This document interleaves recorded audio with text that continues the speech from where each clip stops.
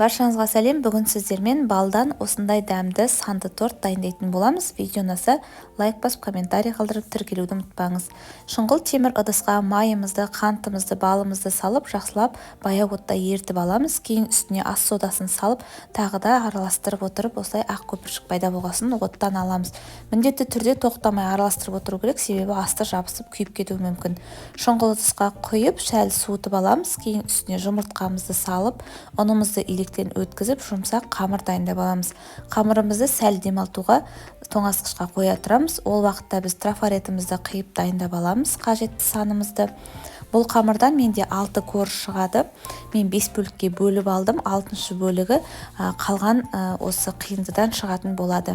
Видеода көріп тұрғандарыңыздай етіп бөліп осылай цифраны шығарып аласыздар. Кейін шанышқымен жүріп өтіп, қызып тұрған пешке 3-5 минут аралықта сәл қызартып пісіріп аласыз. Тез піседі, қарап отыру қажетсіз. Кейін ортасында кремін дайындаймыз. Менде сливки 33%, творожный сыр, қантты салып, осылай тығыз кремімізді дайындап аламыз. Мендегі насадка 854.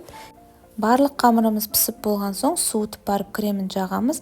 Ең астына крем жағып подложкаға бекітіп алуды ұмытпаңыздар. Сол кезде қозғалмай тұратын болады. Бетін өз қалауыңыз бойынша безендіріп, тіптен кейін табыс көзіне айналдырсаңыздар да болады. Астарыңыз дәмді болсын, дайындап көріңіздер.